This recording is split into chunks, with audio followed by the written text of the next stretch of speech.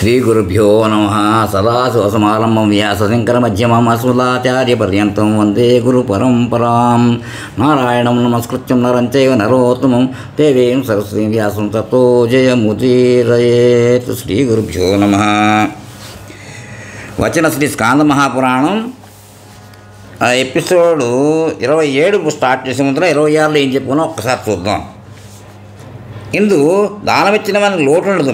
ఆ 4 తిథుల్లో దానమిచ్చినను హవనము చేసినను అది అనంతమగును. అక్కడ దాకా చెప్పుకున్నాం. కంటిన్యూషన్. ఇక మన్వాదులు ఏమనగా ఆశ్వేజ శుద్ధ నవమి, కార్తీక ద్వాదశి, చైత్ర తదియ, భాద్రపద తదియ, పాల్గొన అమావాస్య, పుష్యమున ఏకాదశి, ఆషాఢ దశమి, మాఘ సప్తమి, శ్రావణ కృష్ణ అష్టమి, ఆషాఢ పూర్ణిమ, కార్తీక ఫాల్గుణ చైత్ర మాసంలో పూర్ణిమ, జ్యేష్ఠమున పూర్ణిమ మన్వంతరాలు అనబడను. వీని ఎందు దానమిచ్చినచో అది అనంతమగును. నిత్యము ఉద్వేగమును అంటే ఆందోళన కలిగించు వారిని గూర్చి చెప్పేదను వినుము. నిత్యము యాచించువాడు ప్రాణులకు ఆందోళన కలిగించుటచ్చే పాపాత్ముడైన నరకమున పడు. పురుషుడు అంత్యకాలం సుఖంగా ఉండి పన్నే చేయవలను. వేదాంతవేత్తలు అర్చి ధూమమును 2 మార్గములు గుర్తి చెప్పెదరు. అర్చిరాది మార్గముచే మోక్షమును, ధూమార్గముచే పునరావృత్తిలుగా అంటే మరలా జన్మను జన్మను పొందెదరు. యజ్ఞములచే ధూమార్గమును నిష్కర్మ ఫలాపేక్షలేని కర్మచే అర్చిత మార్గము పొందెదరు. ఈ రెండింటికంటే ఇతరమైనది పాఖండ మార్గం. దేవతలను గౌరవించగా మానవు సూచించిన ధర్మములు పాటించగా జీవించేవాడు అర్చిధూమ మార్గములు రెంటిని పొందడని యథార్థం సూచింపబడింది. బ్రాహ్మణోత్తమ, నీ ప్రశ్నలకు యథాశక్తి బదులు ఇచ్చితిని. తప్పో ఒప్పో తెలిపి నీ గురించి తెలుపు. మనోహరముగా శోభక్తి వల్ల ఉత్తమముగా ఆ పిలుపు ఉండను. విప్రులందరూ లేచి అతన్ని అడిగిరి, ఓ విప్రా, ఎవరు నువ్వు? ఎక్కడి నుంచి వచ్చింది? నీ మనసుకు ఈ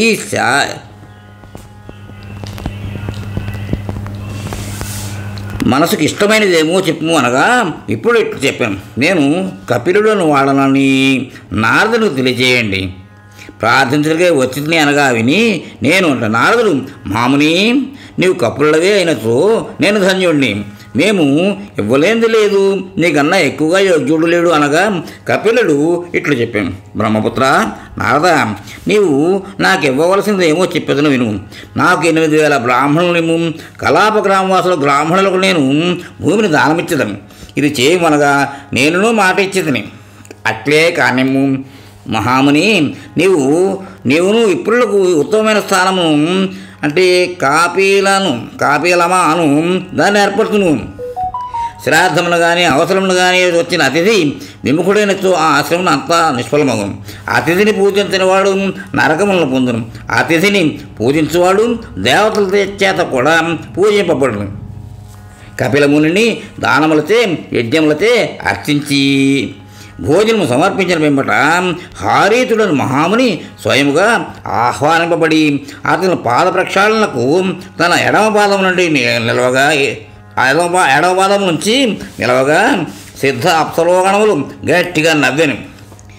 అట్టి మునిని చూచి ద్విజులు గౌరవింపబడి మహాదానములు తీసుకుంటున్న బ్రాహ్మణుడు దాతకు తన శుభమునివ్వగా దాత ప్రతిగ్రహీత ఇరువురు ఒకరినొకరు తక్కువ చేయువారిని స్వల్పబుద్ధి గలవాడు నశించును. నారద, నిద్రగొనినవాడు, భయము కొనినవాడు, కామము నొందినవాడు, శోకములు ఉన్నవాడు, తన సొత్తు కోల్పోయినవాడు, వేరొక చోట మనసు నిలిపినవాడు, వీరందరూ శూన్య మనస్కులగుదురు. వేరి ఎందు బుద్ధిమంతుడు కోపమును చూపరాదు. దేని ఎందు బుద్ధిమంతుడు కోపమును చూపరాదు. నీవు కోపమును చూపినచో నీకే హాని అనగా పశ్చాత్తాపంతో ఆ విప్రులతో ఇట్టంటిని, ఓ విప్రులారా, అన్ని మంచి గుణములు గల బ్రాహ్మణులు ఎప్పుడు ఉండనే ఉంటారు. అటు తర్వాత నేను ధర్మవర్మ కాళ్ళు కడిగి సమీపమున ఉన్న దేవతలకు సాక్షులుగా చేసుకుని సంకల్పించింది. బంగారము, గోదానము, గృహదానము, ధనము, భార్య, భూషణములు, వస్త్రము ఉన్నగు వారితో బ్రాహ్మణులు కృతార్థులేరు.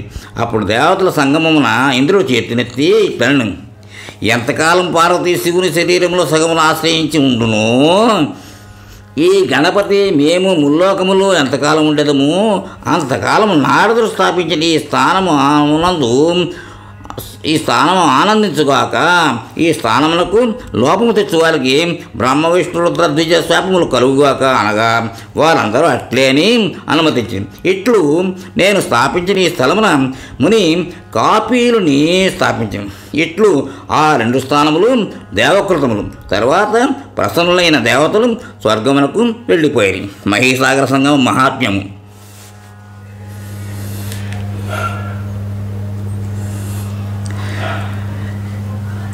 అర్జునుడు నారదుని అడిగాను, నారద, నీవు అద్భుతమైన మహీసాగర మహాత్మ్యమును కీర్తించినవి నాకు విస్మయము అమిత ఆనందము కలుగుతున్నది కనుక విస్తారముగా వినగోరుతుంటుంది అనగా నారదుడు ఇట్లా చెప్పాను, ఈ మహీనది ఎట్లయినదో ఆ ఆఖ్యానముగా చెప్పేదను వినుము. ఈ పుణ్యమగు ఈ కథను విని నీవు పుణ్యమును పొందెదు. పూర్వము ఇంద్రజిమ్నుడను రాజు ఉండేవాడు. అతడు సకల గుణములు కలిగి శాస్త్రానుసారం దానధర్మములు చేసి లెక్కించలేనంత పుణ్యమును సముపార్జించను.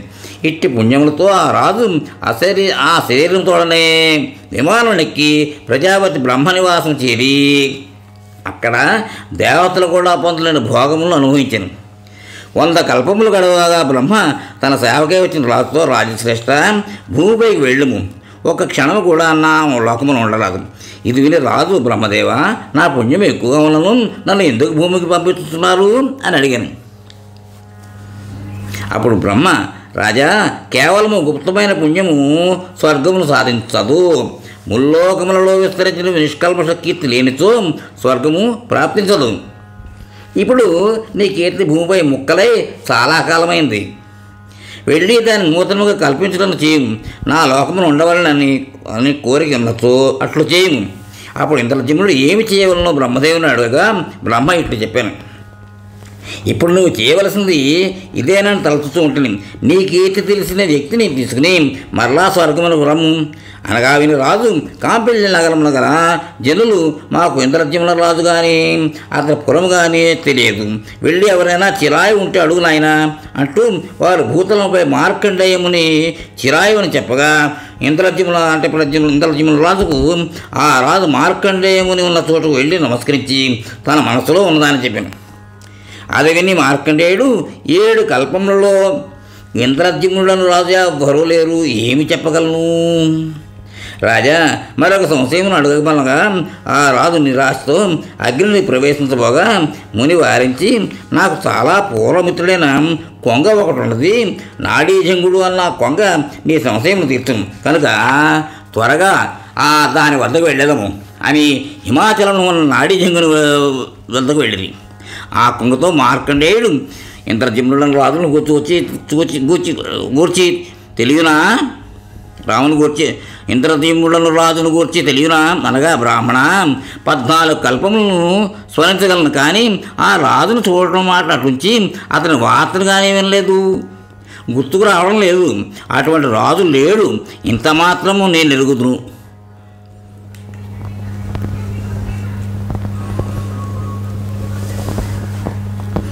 నారదుడు చెప్పాను. ఆ కొంగ ఆయువును చెప్పగా విని రాజు విస్మయంతో, ఇంత దీర్ఘజీవనమునకు కారణమేమి? దానమా, తపమా అనగా నాడీజంగుడు చెప్పాను.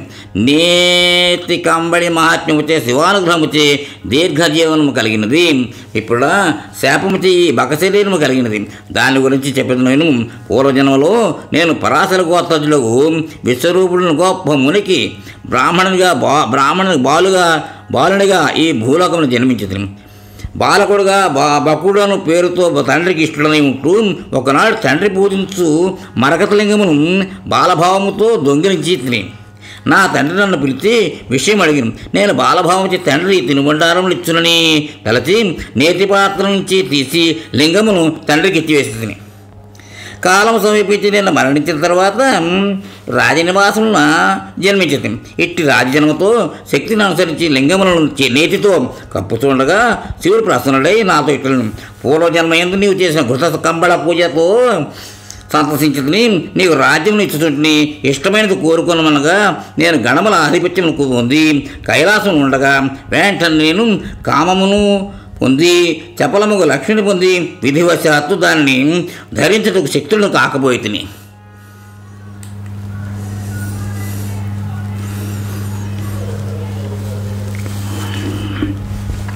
మదించిన ఏనుగు వల్లే నేను చెరింపసాగితే మంచి చెడులను వదిలి అమిత గర్వంతో ఉంటుంది. లక్ష్మిని పొంది నీచ మానవుడు ఆపదల పాత్రుడగును. ఇంట్లో కొంతకాలం గడవగా అనుకోకుండా నేను పర్యటించుతూ మంచుతో కప్పబడిన గుహలు గల పర్వతములను చేరితే అక్కడ ఎల్లప్పుడూ తపస్సు చేస్తే కృషించిన ధమనులు గల గాలవులను ముని భార్యతో తపస్సును ఆచరించుతుండను. వినయములేని నేను ఈ గాలవుని భార్యను చూచి మన్మథబాణంతో కొట్టబడి ఆమెను ఎత్తుకుపోవాలని మనసులో అనుకుంటుంది. ఇందుకే చేయవలసిన పనులను చేసి విద్యార్థి రూపం దాల్చి గాలవమును చేరి అప్పుడు ఆయనతో, స్వామి, నేను మీ శిష్యుడను, సేవాపరులనే మేము చాలా కాలం సేవించదును అనగా, ఇట్లు పూర్వము కొంగవలే కపట వినయమును చూపుతూ నన్ను బకుడని వాడిని ఆ సాధువు ఆ గాలవుడు అనుగ్రహించాను. గాలవుడు తన పత్ని యోగ్యురాలను తెలిసి ఆమెను విశ్వసించలేని ఆ ముని స్త్రీల నడవడికను తెలిసి ఆమెను తన ఒడిలో ఉంచుకుని నిద్రించువాడు. అంతటా ఒకనాడు ఆ బ్రాహ్మణ కన్య రజస్వలైనది. నా యందు విశ్వాసం నుంచి ఆ మునికి దూరంగా నిద్రింపసాగాను.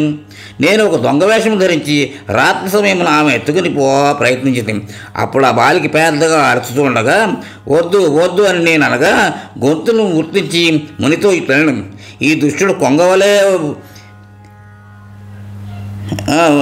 అంటే కొంగవలే ధర్మం అంటే కొంగవలే కపటి ధర్మవంతులు దాల్చిన దుష్టుడు దురాచారుడై నన్ను అపహరించుతూ ఉన్నాడు. గాలవా, రక్షింపు అనగా ముని లేచి నిలువు అని నా గతిని స్తంభింపజేశాను. గాలవమని కోపించి నా వద్దకు వచ్చి, నా రాధముడా, కొంగవలే నన్ను వంచినందుకు నీవు చిరకాలం కొంగవై ఉండేదవు అని చెప్పించాను. ఇతరుల భార్యను పొందగోరి ఈ అనర్థమును పొందేతిని. పురుషులకు ఇంతకంటే నీచకరము వేరొకటి లేదు. ఆ ముని భార్య కూడా స్నానం చేసి నన్ను బకము కమ్మని శపించింది. నేను ఆ దంపతులకు నమస్కరించి, ఓ మునిశ్రేష్ఠ, ప్రసన్నుడవై నాకు శాపాంతమును చెప్పమనగా ఇట్లు చెప్పాను.